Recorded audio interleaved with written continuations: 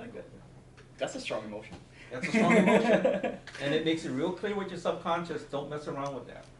Same thing with your cigarettes, right? Tabasco. I mean, Tabasco. Tabasco. I might start smoking cigarettes flavor Tabasco flavor. That's what I'm finding is, I like that you asked that, Janelle, because I am catching myself like, okay, the negatives, right? Well, what am I'm trying to spin it as positively as possible, right? I'm even saying I'm no longer that person, like, it's so hard. But I do the visualization. Is it better to just maybe see the black screen once, and then every instance after that you're only seeing the white screen instead of bringing up the black one? Over Yeah, I mean, what I'm saying is you're not bringing up the black. Okay. It's just when you feel it again. Do it that one time. Yeah, you do it one time. And then see the white screen. Yeah. The perfect end result with the white border. Yes. Every time after that. Yes. You're not going back to You're seeing reinforcing. the You're reinforcing what your perfect end result is. Yeah, I'm saying though that if cravings come up, just do it as best you can to see it once and throw it away. So that's why I see as the power of using the screen of mind in terms of using your habit control. All right, that clear up for you guys? Cool. Thanks, Janelle. Thanks, Justin. Thanks, Dan. Thanks, Dan. Ron up next. You're up next. It's the life cycle. Oh, okay. Cool. Both of them. Great. Well, I just want to let's hear it for my partner, Jason Baguio.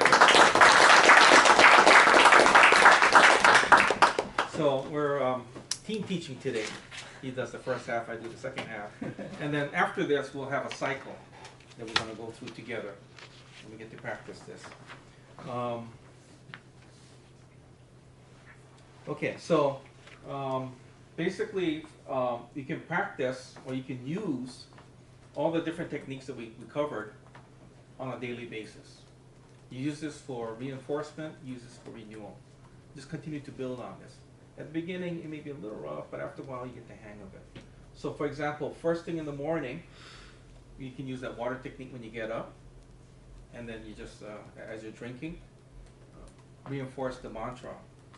All I need to do is this to get the solution for the project that I have in mind. And then you can go into your workshop and plan your day. See what it is that you would like to accomplish. See yourself being victorious over the thing. You can use that to, plan your meetings, and you can actually dialogue with your partner or whoever it is that you have the meeting for. Do that. Do that for about 10 to 15 minutes in the morning. During the day, you go about and you do the tasks as you have envisioned. And after lunch, take a short time and meditate and reflect. Build up the energy. Spend a few minutes to go into your levels, get that refreshing rest, come out of it, and continue on. Then at night, before you go to sleep, you can spend your day reflecting in your levels what you accomplished, what went right, what are some of the things that you could improve on, and as you start to unwind, then you can use the water technique and give yourself the same mantra that you did in the morning, and prepare yourself for and also set your mental alarm clock when you want to wake up, and then set yourself up and have yourself a peaceful night's sleep. So you can see that if you do this on a continuous basis, you will continue to shift. You will become not only proficient and skilled in this, but your mindfulness will shift and make you a much more capable person. So this is the renewal. This is the renewal. Any questions? Or any experiences that people have had? No? Okay. We have some notes that we're going to hand out during the break and right before we do the cycle. so you don't have to write this down, but I'll just mention it for you. That during the day, when you find yourself being overcome by negative thoughts, negative emotions, what you can do is substitute them for something powerful and creative. You displace the negative emotion. For example, if you feel a little depressed during the day, something didn't go right, replace it, substitute it with joy. Think of something joyous and push out that negative depression. Similarly, maybe you don't quite feel with it, you feel apathy and weakness, then push it out by acquiring a feeling of strength. Just meditate on that. Push out that feeling. This is where you want to be.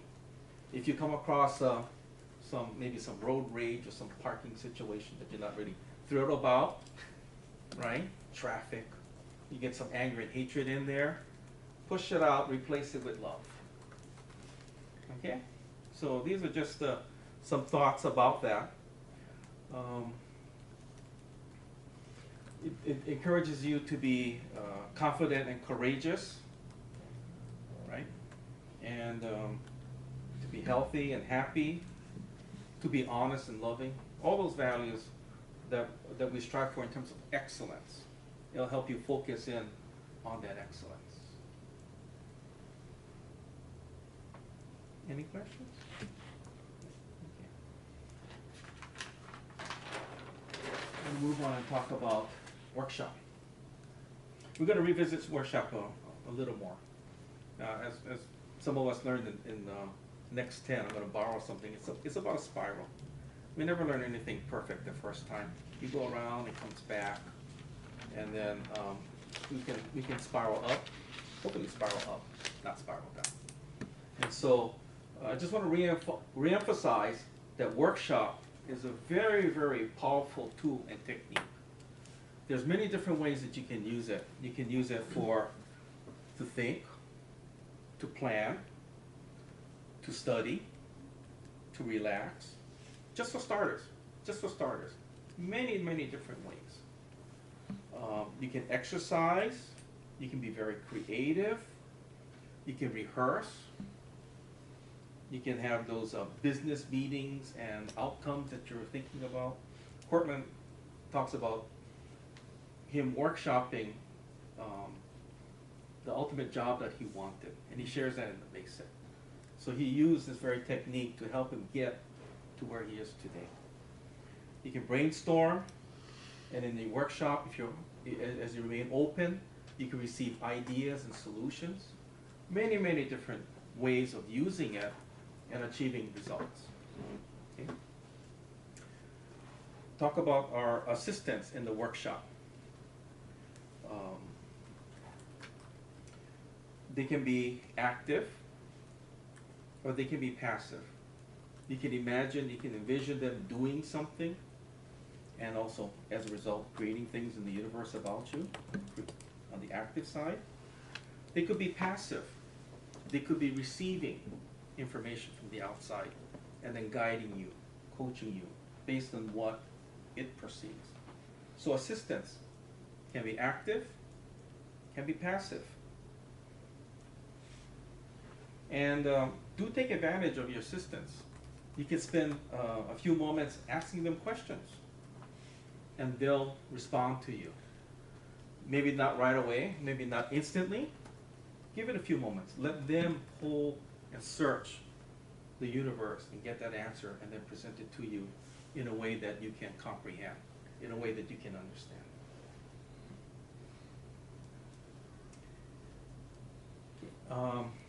Community workshop.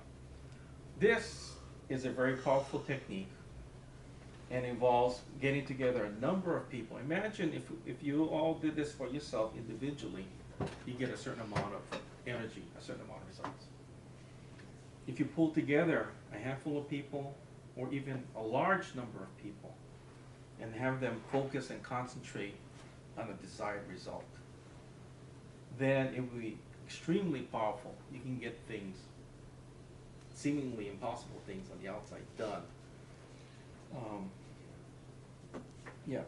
So one thing is that it should be used for important functions only, because it is powerful. You want to use it for important things. And since many minds are involved, and you may go into a deeper level, deeper state of subconscious, and that's all right. You might be able to generate more energy from being in that state. In some cases, you can get down to the theta level, right? At the alpha, and you go down, you can get down to the theta.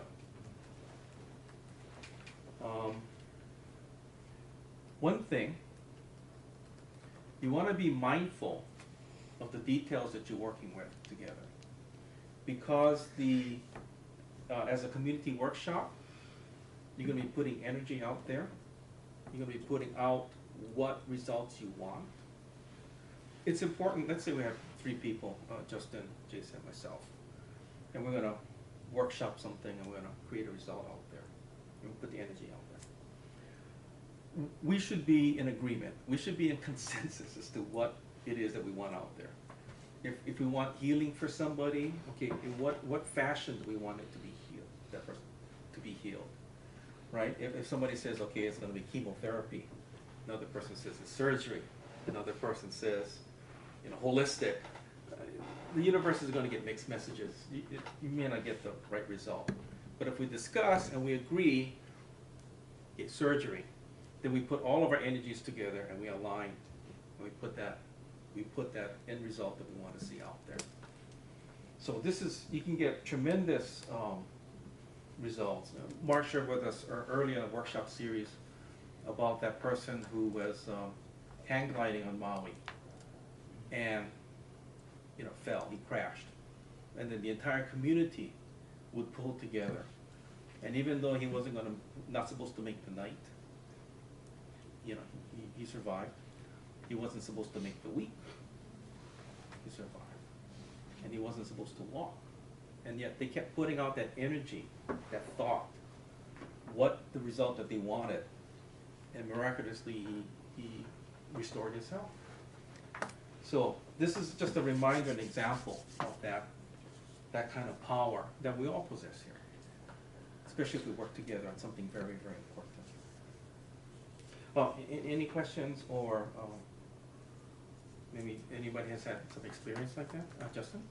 Question, so you may not necessarily recommend the community workshop for brainstorming, because it could be a lot of just chaotic stuff. Is that what you're... Perhaps. Okay. Perhaps. Or maybe in a more controlled or focused. One thing that, one point about community workshop, I talked about it on a, shall we say, sending basis, when you put out that energy. It could also be used to receive information, receive solutions. So it's possible. You could have brainstorming. Yeah, in that instance, that's in the brainstorming. Yeah, you realm. could. And of course, whatever images or whatever visions people get, then to discuss that and come up with some kind of consensus before you move forward with that. Yeah, be mindful, because I think everything's going to be coming in. It's not going to be, it can be as chaotic as everybody takes it, but at the same time, hey, you can take all the shares and you'll find the right one in there. The group going in with the idea that, hey, this is brainstorming where we are open to any and Yes. all possibilities. Yep. Kind of levels it out for everybody to, okay, yeah. I say that would work, because that now you're not looking for random. Right. You're saying there's going to be a solution, so let's be open to it. Yeah, I can see that work. You might get a number of results, Yeah. right? Or you might get everybody agreement Yeah. with an image. Okay. The last one is, for this one is, you can workshop all kinds of cases, right? As we talked about the sending and the receiving. You can use it for physical matters, psychological, day-to-day problem solving, or strategic level, and just a wide range of matters. Any questions?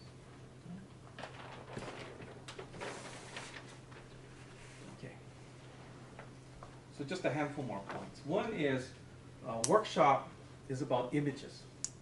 So the stronger your image, the clearer it is, the more accurate, the more vivid it is, the more likely and the faster the results will be in your surroundings, in the world around you.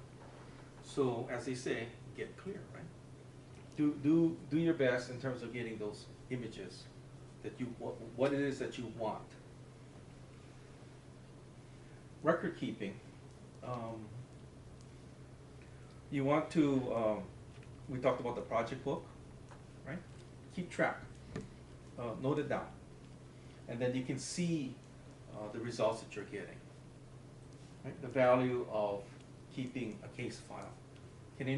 Does anybody have a personal example of logging things down and examining and taking a look at how your activities have been? No?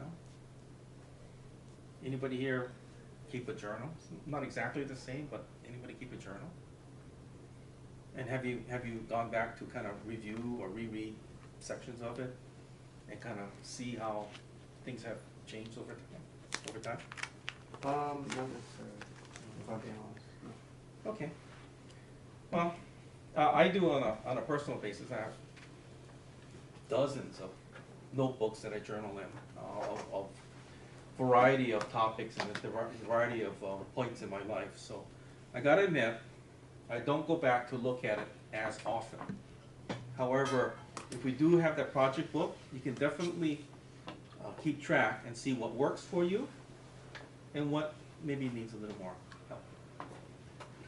So, any questions so far? Which brings me down to this. I have an important question for you. Okay? Ready now? Very important question for you. Is it more important to lead casework or to do the work of casework? What's the question again? Repeat it. Is it more important to lead casework? Lead. Lead. Okay. Or to do the work of casework? You're talking about the one person is, you know, like The worker, in their, what is- yeah, the worker in their workshop and like seeing everything, and the other person is like the person that wrote down. Yeah, I forget the two that's- terms they use in the basic for Director. the director The director and the worker. and the caseworker. The director. Okay. Well, that's one, but yeah. So in that situation, which do you see as more important? And the person of caseworker, Caseworker. because they're practicing in their workshop. Okay. Okay. Well, thank you.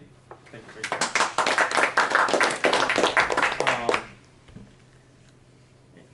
any other thoughts here? I would submit that it's probably best to do both, because in the situation you are, quote unquote, you're leading and directing your mind and as the leader, and you're also being the receiver, receptor of the information. So on the one end you have to be clear in the direction, and on the other end you have to be open and receptive to the feedback. So I don't know if you're making a distinction between the two, but that's the work, is both of it. We just put it in a dyad form to make it easy, I think. Okay, great. Well, thank you for that share. Any other thoughts? Well, it turns out that Doug is correct. It's actually both. It's both. And a very important part of that picture is that when you're workshopping for yourself, you are the leader. So a leader has an important responsibility, has an important role, which is to guide, you know, the caseworker. In this case, you're doing self-directed casework. You're guiding yourself. So it's important. It's balanced.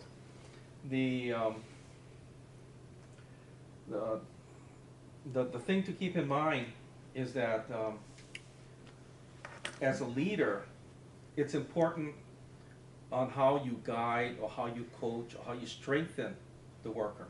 So like you said, work is very important. You want to develop that skill, and the leader helps to coach or reinforce or refine that skill. So it's also what you're saying. Okay, so.